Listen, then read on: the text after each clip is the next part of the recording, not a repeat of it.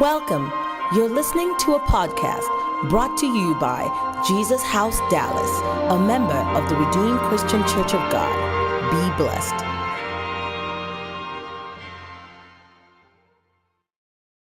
Shall be as the dust of the earth, and thou shalt spread abroad to the west, and to the east, and to the north, and to the south. And in thee and in thy seed shall all the families of the earth be blessed. And behold, touch your neighbor and say, behold. Touch your neighbor and say, behold. Say it with boldness, behold. Every time you see that word behold in the Bible, God is trying to get your attention. He wants you to pay attention to what he is about to say after the behold. So turn to your neighbor and say, behold. Say it like you're trying to get the attention. Behold. Hallelujah. Amen. And behold, I am with thee, and will keep thee in all places whither thou goest, and will bring thee again into this land. For I will not leave thee. Tell your neighbor, he will not leave you. It says, for I will not leave thee until I have done that which I have spoken to thee of. God says he will not leave you until he fulfills his promises in your life. He will not leave you until the things that he has spoken concerning you come to pass. Somebody shout hallelujah. You know, last week we talked about the covenant and all the blessings of the covenant. For me, one of the most important blessings, one of the most powerful things about the covenant is what we have just read in verse 15. When God is promising to never leave you nor forsake you, when God is promising that he will not leave you until those things that he has promised you come to pass, somebody should shout hallelujah. Amen. One of my favorite characters in the Bible is a guy called Joseph. How many of us have heard of Joseph? You know, we've talked about Joseph a lot in this church, but I want to talk a little bit about Joseph again this morning. The Bible tells us that Joseph was a man who had big dreams. One day he woke up and he saw things that would blow anybody's brain up. He saw the sun and the moon and the stars bowing to him. He couldn't comprehend the magnitude of what he saw, but he knew that what he saw was an awesome thing. Amen? He had dreams of greatness and dreams of immense power. But between when he had the dream and when the dream came to pass, amen, between when he saw himself in front of the sun and the moon and the stars and then bowing to him, and between when he found himself on the doorsteps of greatness, if you know his story, you will know he went through a lot. Some people will say he went to hell and back. He went through so much trouble and so much trauma. I'm sure there are many times that he wondered if God was with him. But then the Bible tells us that in all that he went through, even though he may not have felt the presence of God, the Bible says God was with him. When he was in the pit, when his brothers took him from his father and threw him in the pit, the Bible says God was with him. When they sold him into slavery to go and work in Potiphar's house, the Bible says God was with him. When he was sent to prison because he would not have sex with a married woman, the Bible says God was with him. In everything and at every stage that he went through, the Bible says clearly that God was with him. And there's one lesson to learn from this story. It is that the presence of God does not always bring deliverance. Everybody's quiet.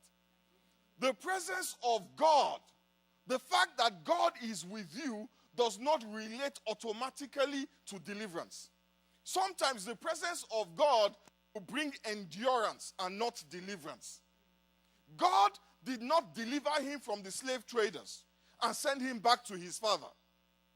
God did not take him from Potiphar's house and send him back to his father. God, instead of taking him back to his father, sent him to prison.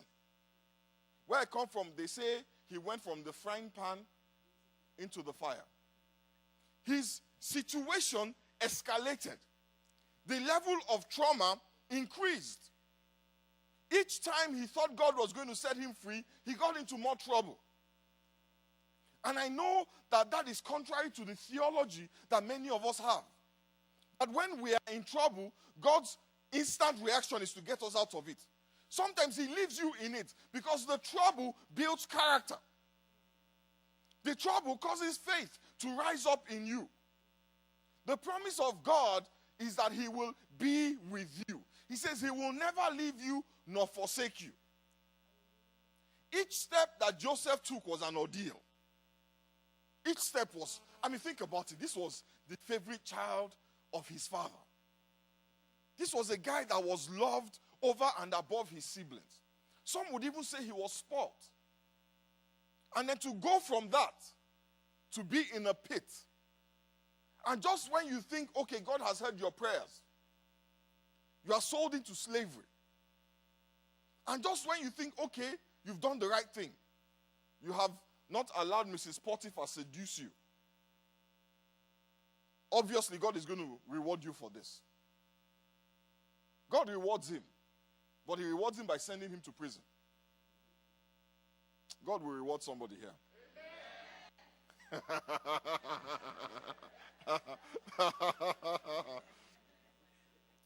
Each step that Joseph took was an ordeal. But each stage in his ordeal brought him closer and closer to the fulfillment of his destiny. The reason why each stage was a stepping stone is because God was with him. So everything that you are going through, every escalation of your problems is God moving you closer and closer to where he wants you to be. Somebody should shout hallelujah. I said each stage, each escalation of your challenges is God bringing you closer to where you need to be. You see, those challenges that Joseph went through, they enabled Joseph to be the prime minister that God wanted him to be. He learned how to manage people as a slave. He learned diplomacy in prison. Some of you right now are learning how to manage people. But you don't realize it. All you see are the people. And they annoy you. And they irritate you. And you are doing all you can to escape from them. Listen, if God allows you to escape, it is a setback. Did you hear me? If God allows you to escape, it is a setback. Because guess what's happening? That means that you have prolonged the class. You will take it again.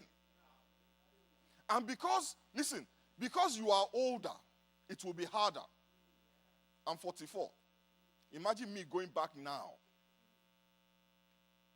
to level 100 of university. It is an ordeal. Because you see, when I was the age of some of you here, my brain was fresher. But now with age, some things are harder. That is why the Bible says it is good for a man to bear the yoke in his youth. It is good to learn when you are young. Some of us don't want to learn. Listen, where I come from, they say either they teach you at home or they'll teach you outside. But I'm telling you, the lesson that they teach you outside is more painful. Hallelujah. Because God was with him, what the devil meant for evil, God turned it around for good. You see, the devil did not realize that God was literally just using him. Sometimes the devil gets so arrogant and forgets that he was created by God. He gets so arrogant and forgets that he is just a vessel like any other vessel. And whether he likes it or not, he will do the will of God. That is why the Bible says, if the devil had known, he would not have crucified the King of Glory. But he didn't realize that God was just using him to get Jesus to the cross. Some of the challenges that we are facing, God is using those things to get you to your place of glory. That is why the Bible says, rejoice when you fall into diverse temptations. The Christianity that runs away from challenge is a pseudo-Christianity. You don't learn anything in the good times. That is why we must have hard times. And I'm not prophesying it, I'm telling you the way it is. So if you are going through a hard time, you need to shout hallelujah. If you are going through a difficult time, you need to shout hallelujah. It looks as if the folks on this side have it easy. Let's leave them alone. If you are going through a challenge, shout hallelujah.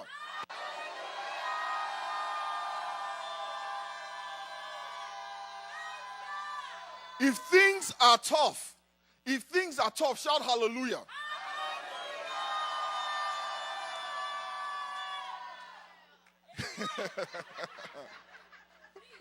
If you need a breakthrough, shout hallelujah.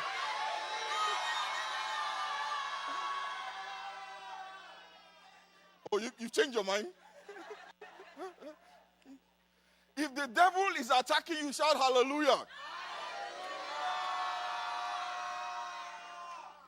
I'm talking to them now. So you all need to calm down. Amen. Praise the name of the Lord. But see, that should not be our response only in church. That should be our response every time we stand and we see a challenge. Just shout hallelujah. Because you see, that means that your promotion is on the way. That means that you are on the way to where you need to be.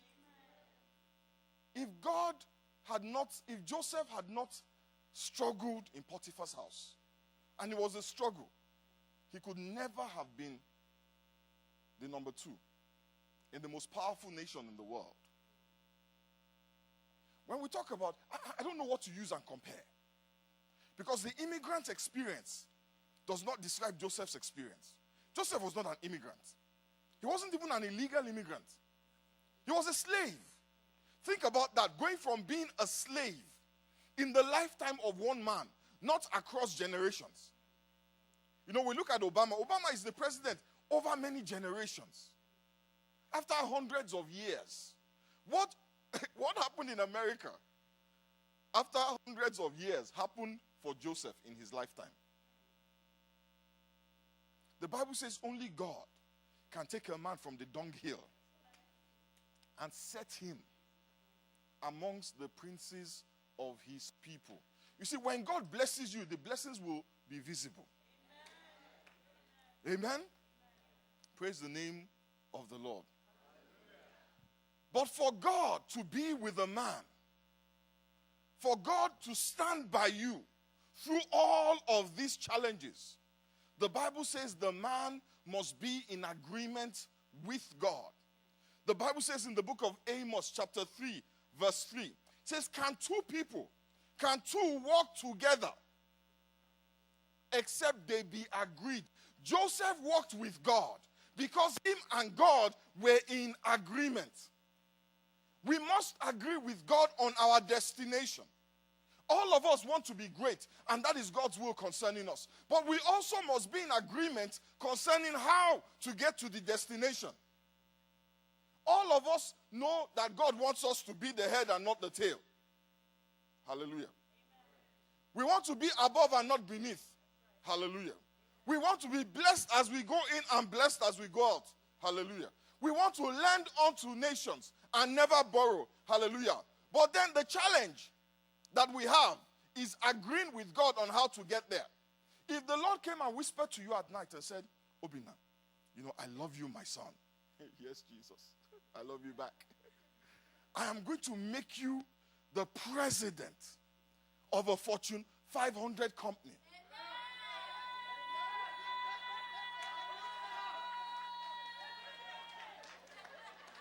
You are going to own more property than Donald Trump.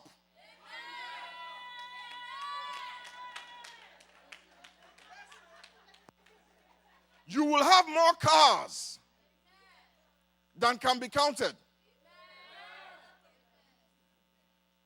But you will pass through the pit. You hear that? You hear that? The amen has gone to says, but you will pass through the pit. And after you have stayed in that black hole alone, with insects crawling around you, irritating you and bothering you, I will take you out. but I'm going to sell you into slavery.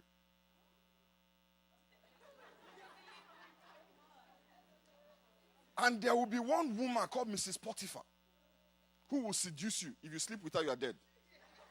Ruby said no. And then after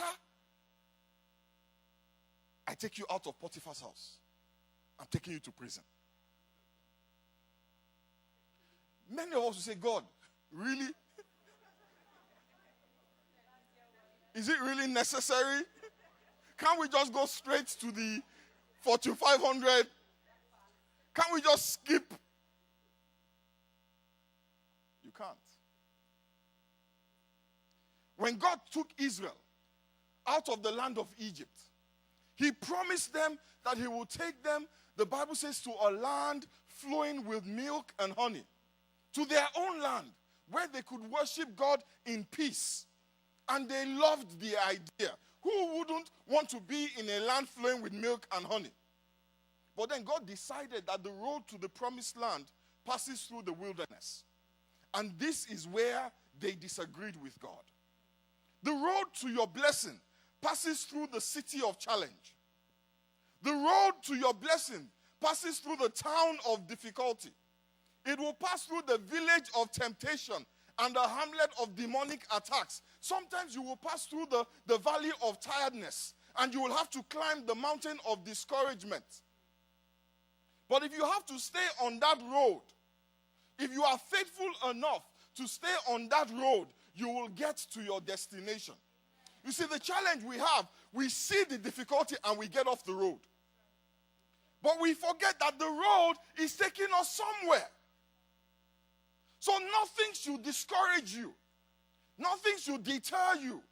That is why Paul says, it doesn't matter what I am going through. I press on. Because I'm going somewhere.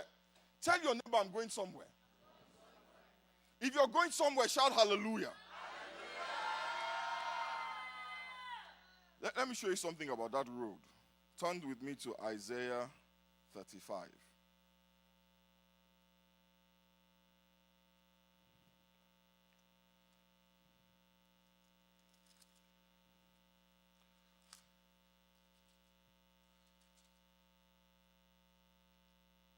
The Lord is speaking to somebody here this morning. I know, because this is one of those sermons that I felt the Lord asked me to preach. It says, and the highway shall be there, and the way, and it shall be called the way of holiness. The unclean shall not pass over it, but it shall be for those, the wayfaring men. Though fools shall not err therein. Let's just stop there. You see, the highway called holiness is the road that will transport the people from the wilderness to the promised land. The highway of holiness is the road that will take you from adversity to prosperity, from insufficiency to abundance. It was the road that took Joseph from the pit to the palace. But it's a tough road. The Bible says, the unclean shall not walk on it. You know what that means? It says, the unclean shall not walk on it. It means that holiness, or the highway of holiness, is not for unbelievers. It is unbelievers that the Bible call unclean. People who are not parties to the covenant of God.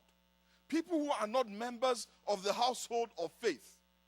It is not for unbelievers. It is for believers.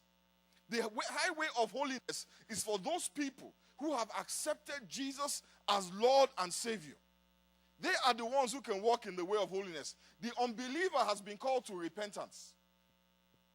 Amen? An unbeliever cannot be holy. In order to be holy, you first of all have to repent. See, many of us don't understand what holiness is.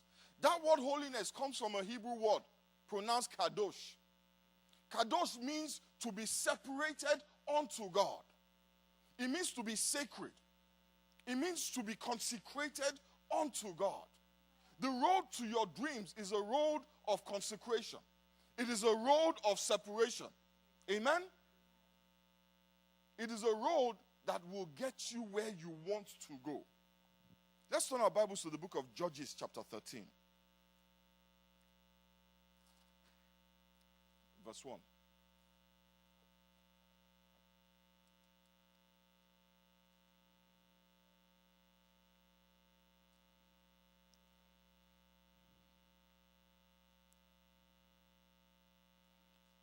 And the children of Israel did evil again in the sight of the Lord. And the Lord delivered them into the hand of the Philistines 40 years. And there was a certain man of Zorah, of the family of the Danites, whose name was Manoah, and his wife was barren and bare not. Verse 3. And the angel of the Lord appeared unto the woman, and said unto her, Behold, now thou art barren and bearest not, but thou shalt conceive, and bear a son. Now therefore beware, I pray thee, and drink not wine or strong drink, and eat not any unclean thing. For lo, thou shalt conceive, and bear a son. And no razor shall come on his head, for the child shall be a Nazarite unto God from the womb. And he shall begin to deliver Israel out of the hand of the Philistines. This is the story of Samson's birth. Amen? Before Samson was born, his parents, how many of us know Samson? Okay.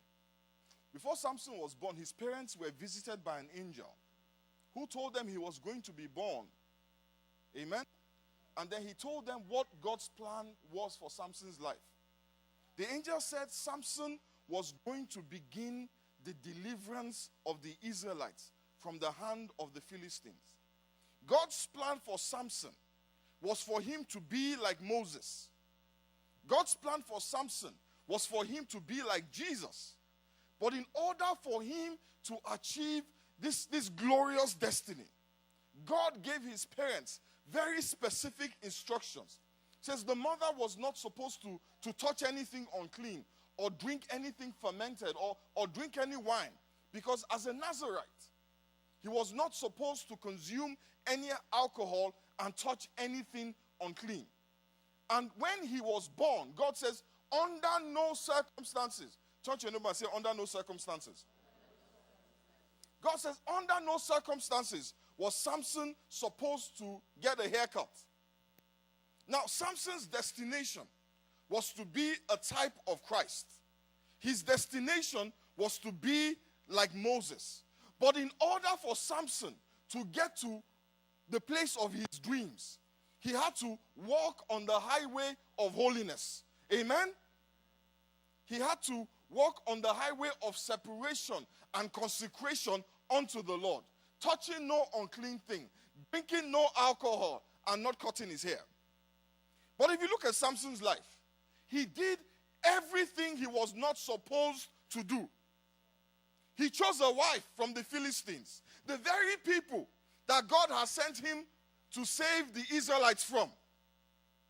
The very people that had enslaved and oppressed the Israelites for decades. This tells you something about Samson. It's either he did not know what he was supposed to be, yeah? He did not know who he was, or he just did not care. Many of us don't care. What's that? For whatever reason, Samson could not see beyond his immediate need. He couldn't see beyond now. He had to satisfy himself when? Now. There's a guy in the Bible called Esau. The Bible says Esau sold his inheritance for a mess of pottage. Why? Because he was hungry. Now. When now determines your actions, you will lose tomorrow. If you cannot delay gratification for a higher purpose, you will never get to your destination. What the Bible says? The Bible says where there is no vision, the people cast off restraint. When you see a person behaving anyhow, ask them, what is your vision for your life? What is your plan for the future? Chances are they have none. And in the absence of vision, there can be no restraint. It is only a woman who does not care about being married that can be promiscuous. Because nobody wants to marry a formerly promiscuous woman. I'm telling you the truth. I don't know any guy that says, I'm looking for, Pastor, the woman I want to marry. I want the woman that has slept with the most number of men possible. There's no guy looking for that.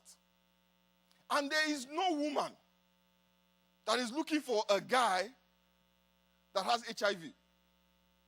Say, Pastor, I love humanity so much. Oh Lord, I want to care for people. So I want to marry a guy that is sick with HIV. So when you conduct yourself in that manner, then you are saying you don't really care, or you don't really understand how it works. So that when you now meet guys, you have to lie and say that actually I'm a virgin, and you cross your fingers. I'm being very real here. Your actions have consequences. Your actions of today have consequences. Listen, after Esau ate the pottage, you know what happened? He realized what his inheritance was. And guess what he did? He started crying. Lord, please give it back. The Bible says he sought it with tears, but there was no place found for repentance. That means he didn't get it back.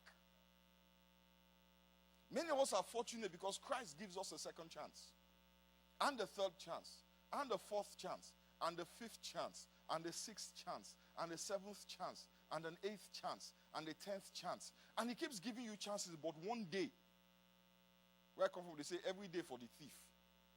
But the day the owner catches that thief, and nobody knows when that one day will be.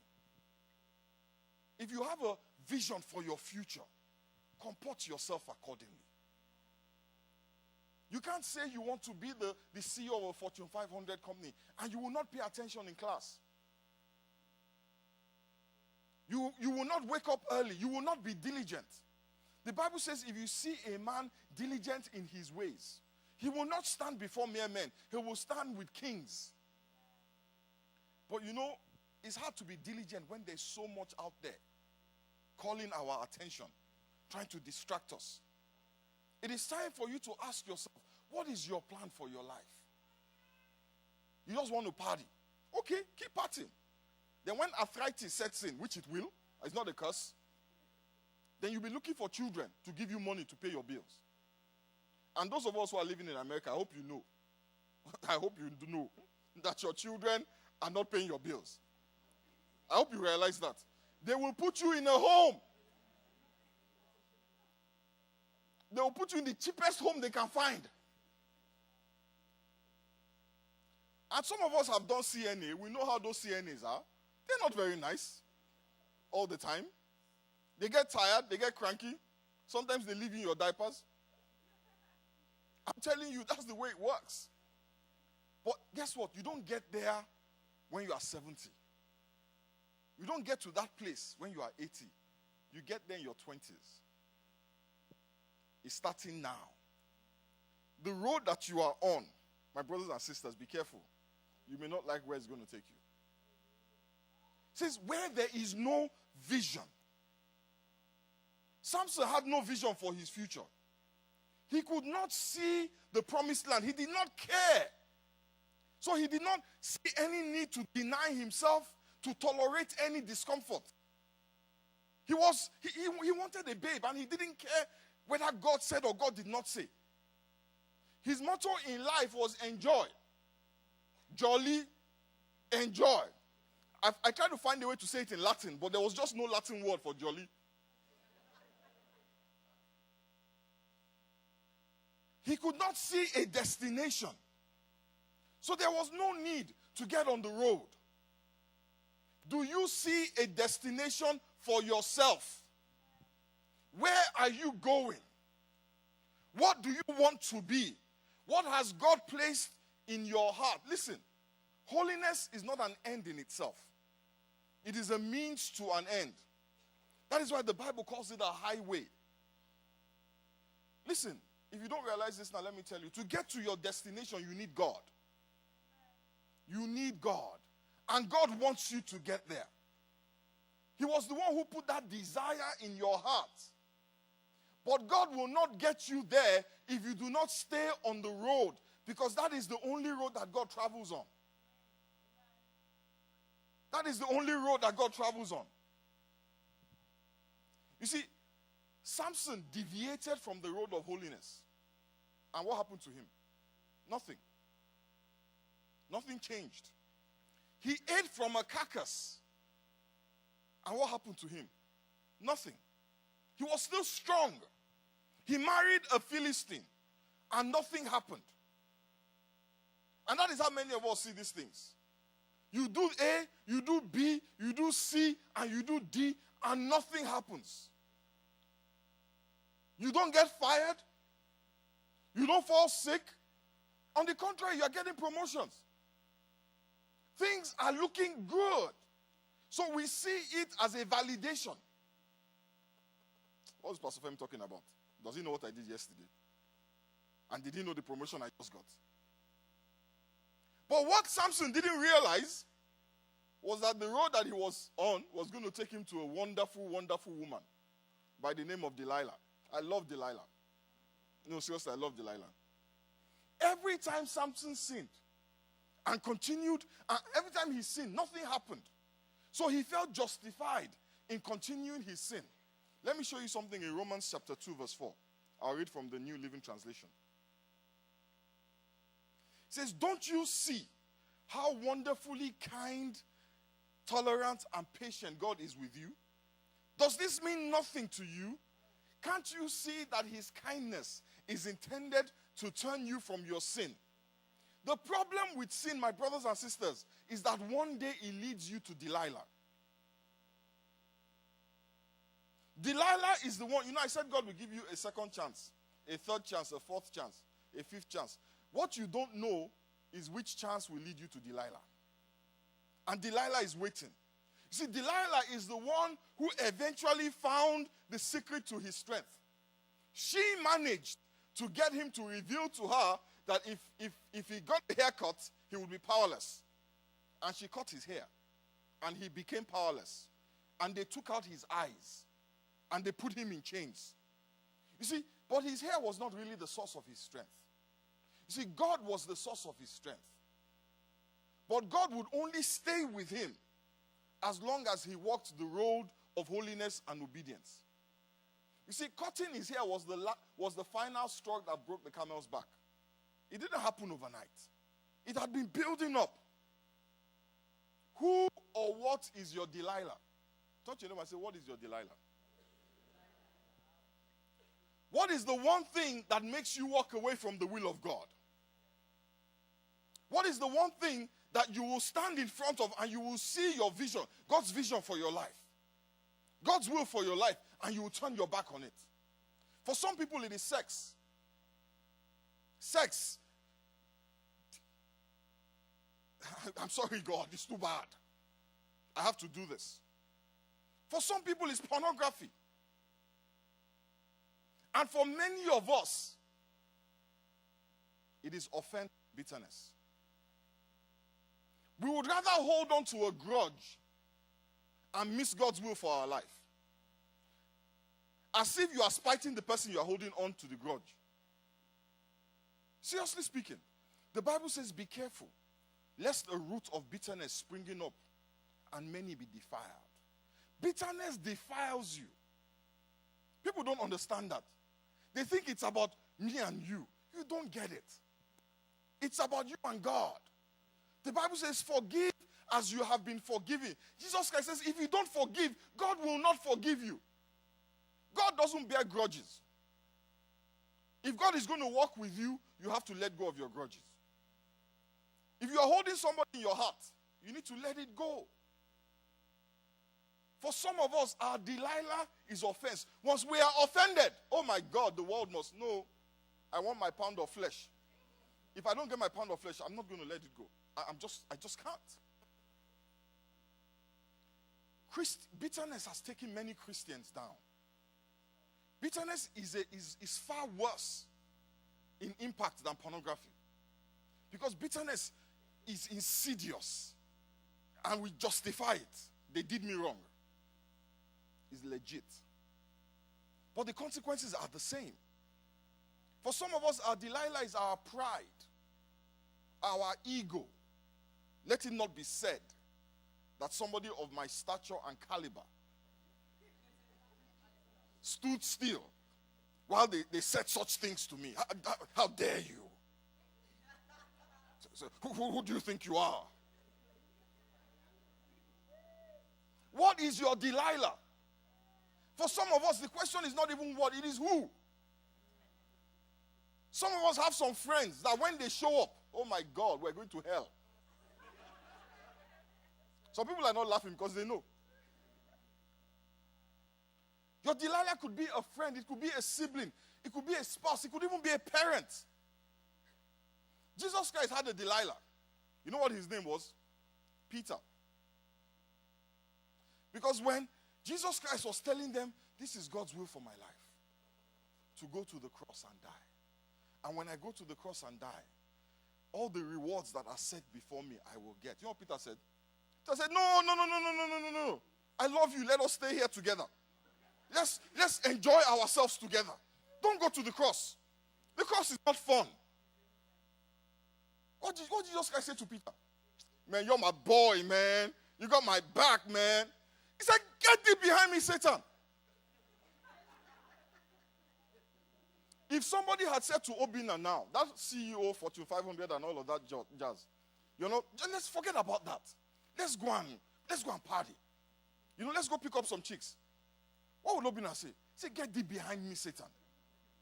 See, anything, listen to me, anything and anybody that will convince you or that can convince you to abandon the will of God is a Delilah. It doesn't matter the excuse.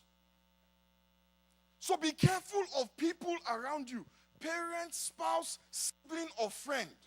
Even enemies. There's some people whose job is to derail you. When they wake up in the morning, they're thinking, how can I derail you? How can I offend you? So they're looking for ways to provoke you. They know your soft spots. They know the things that get on your nerves. So they come, yeah, and they just poke it. And then they'll stand there like, what are you going to do about it?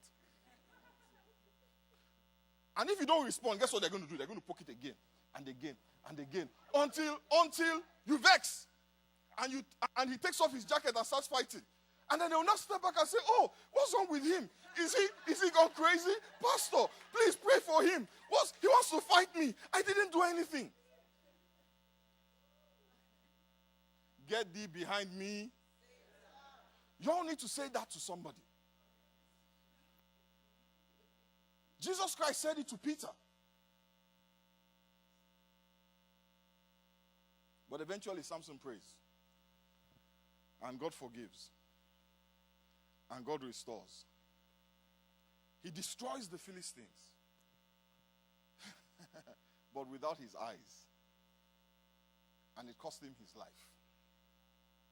You see, Samson chose to walk on the road of disobedience and indiscipline. He did what felt good. He did what seemed good, irrespective of what God said. He did what seemed right. Turn with me as I close to Proverbs 14, verse 12.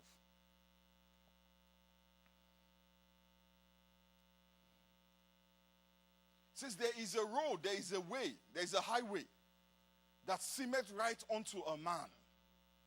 But the end thereof are the ways of death. It says there's a highway called holiness that will take the children of God from the wilderness into the promised land. But there's another road. There's another road that leads to death. Which road are you on? This is not talking about a physical death. It's talking about the death that happens when a man is separated from God. When a man is separated from the will of God, from the presence of God. And being separated from God, my brothers and sisters, is not the best way to achieve the impossible. It is not the road to your dreams. Many of us have powerful dreams. And I look forward to seeing those dreams manifest. I look forward to seeing you in your high places. But it's time for us to understand that we have to exercise restraint. We have to exercise restraint. We can't be like Samson, giving in to every temptation. We can't be like Samson, who showed no restraint. But rather, let us be like Joseph. If it was Samson in Potiphar's house, what do you think would have happened? He would have slept with Mrs. Potiphar, slept with Mrs. Potiphar's PA, and slept with Mrs. Potiphar's daughter. That's the Samson spirit. It is immoral. But Joseph restrained himself. He says, I will not do this thing. Because when I do it, I sin against God and against my master. What road are you on? Let us bow our heads and pray.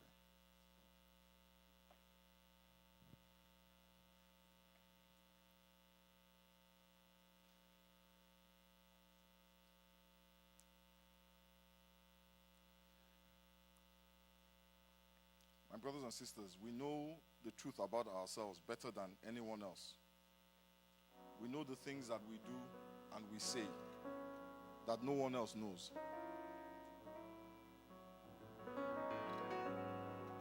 Now is the time for us to come before the Lord and say, Father, I want to get on the right road. I want to get on the highway to holiness. I don't want to be on the road that seems right to men. I want to get on the road to my dreams. Help me, O God, to exercise restraint. Help me, O God, to not be like Samson.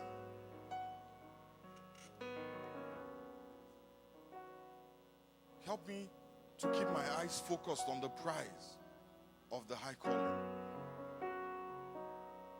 The Bible says Jesus Christ endured the cross because he saw the prize that was set before him. He saw the glory. He knew he would have an opportunity to sit at the right hand of God. What do you see? Do you see the glory? Do you see the glory? Do you see your destination? Do you see where God can take you?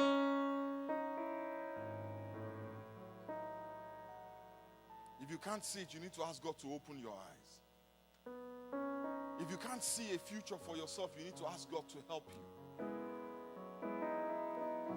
Father, we thank you and we bless you. Father, we give you praise.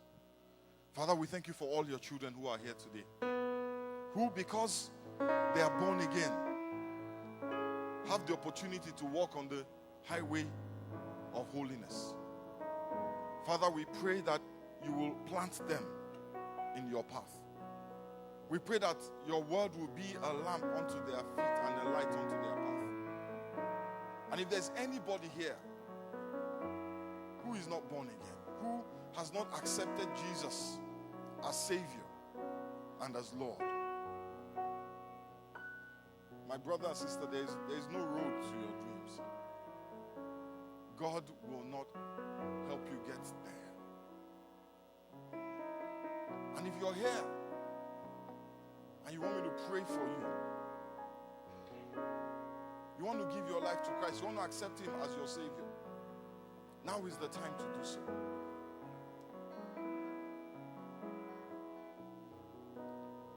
Anybody who wants to say that prayer, Father,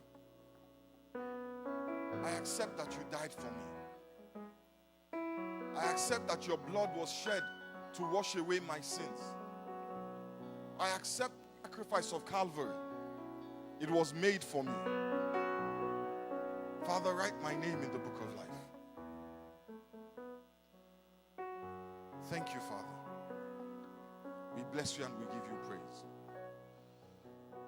In the mighty name of Jesus, we pray.